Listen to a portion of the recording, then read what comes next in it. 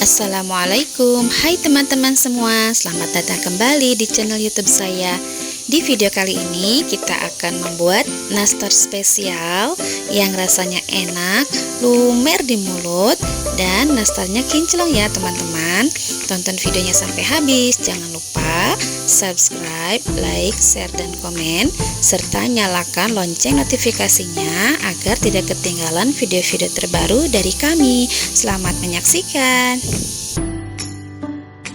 Pertama kita siapkan bahan-bahannya: tepung terigu protein rendah, gula halus, maizena, susu bubuk, 2 kuning telur, garam setengah sendok teh, margarin 100 gram, dan butter 100 gram.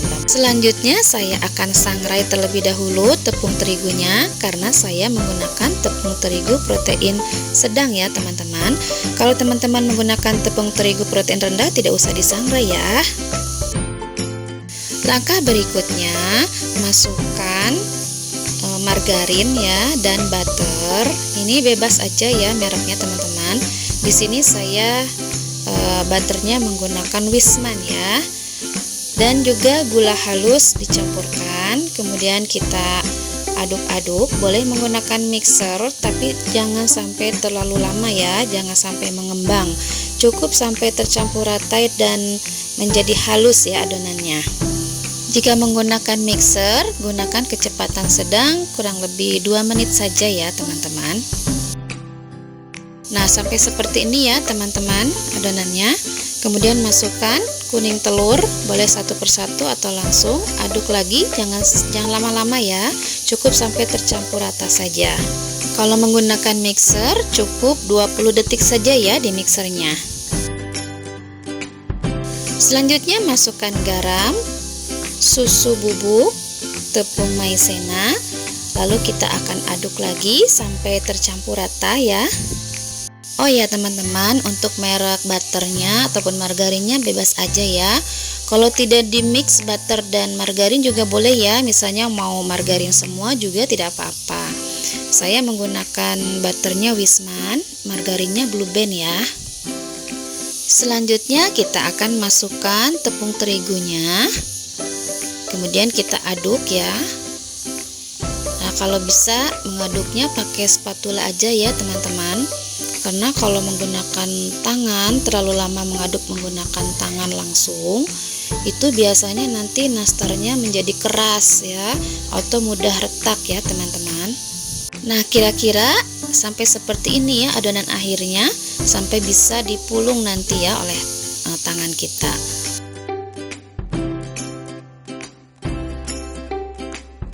Nah, kemudian adonan ini saya akan tutup terlebih dahulu dan saya akan menyimpannya terlebih dahulu di chiller atau di kulkas bagian bawah ya, bukan di freezernya, selama 30 menit. Tapi kalau tidak didiamkan di kulkas juga tidak apa-apa ya teman-teman. Kalau mau langsung dibentuk juga boleh. Kita akan bentuk ya adonan ini, saya menggunakan sendok takar ya teman-teman, sendok takar seperti ini ya. Kalau ditimbang beratnya kurang lebih 8-9 gram ya. Ini agar lebih mudah saja ya. Kalau mau ditimbang satu-satu juga boleh. Nah, ini kemudian disimpan dulu seperti ini sebelum nanti kita beri isi dan bulat-bulatkan. Ini akan lebih memudahkan ya teman-teman kalau teman-teman mempunyai sendok takar seperti ini. Lakukan sampai semuanya habis ya teman-teman. Kemudian tutup kembali ya dengan plastik. Ini tujuannya agar adonannya tidak kering ya teman-teman.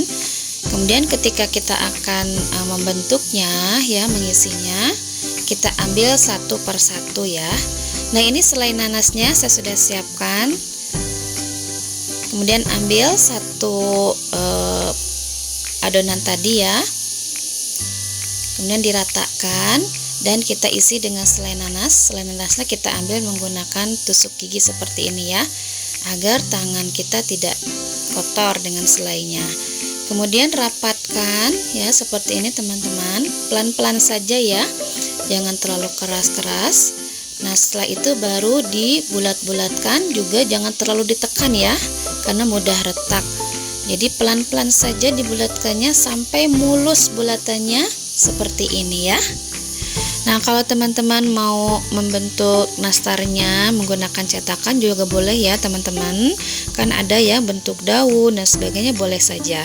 Nah, ini sudah kita bentuk ya, kemudian disimpan di atas loyang dan kita akan panggang. Kita masukkan ke dalam oven yang sebelumnya sudah kita panaskan. Kemudian kita akan oven menggunakan api bawah dulu ya teman-teman selama 20-30 menit menggunakan suhu 130-140 derajat ya. Sambil menunggu nastarnya di oven, kita siapkan olesannya ya. 2 kuning telur, kita saring terlebih dahulu ya teman-teman biar hasilnya nanti lembut bagus ya. Kemudian kita tambahkan setengah sendok teh minyak goreng ya. Dan juga kita akan teteskan pewarna kuning kurang lebih 3 tetes saja. Saya menggunakannya kuning tua ya, atau juga ada kuning telur. Nah, kemudian diaduk menggunakan sendok sampai merata seperti ini ya. Nah, kita lihat ini nastarnya sudah mengembang ya, tapi tidak melebar ya teman-teman.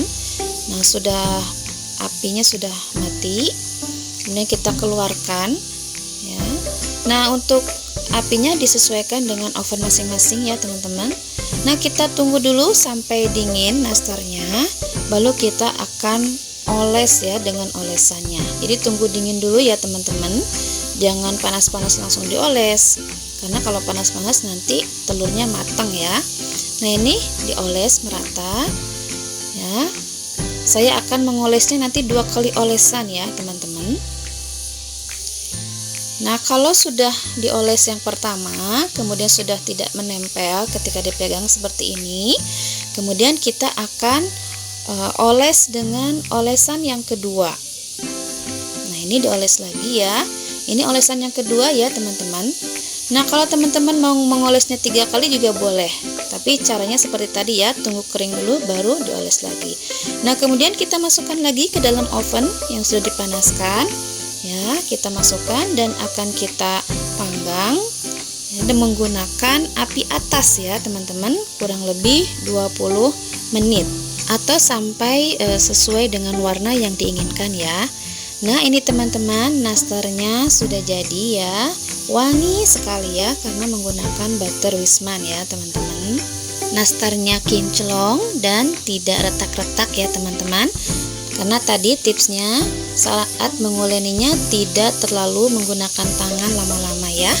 Dan juga tadi menggunakan apinya kecil ya teman-teman, sehingga nastarnya tidak retak ya. Seperti ini mulus ya teman-teman. Jadi tips yang lain, gunakan api kecil.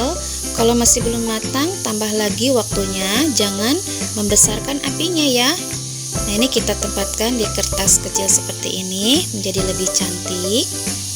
Nah, kemudian kita sapu-sapu dengan tisu kering seperti ini atau menggunakan kaos kering dan bersih supaya lebih kinclong ya teman-teman nastarnya.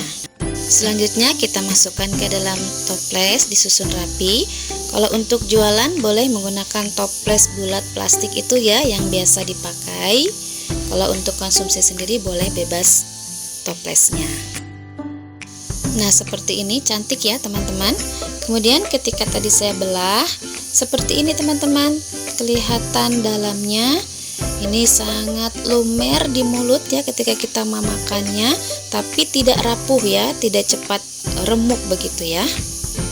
Rasanya sangat enak, pas ya, kulitnya tidak terlalu manis, gurih, dan selai nanasnya yang enak, manis, asam.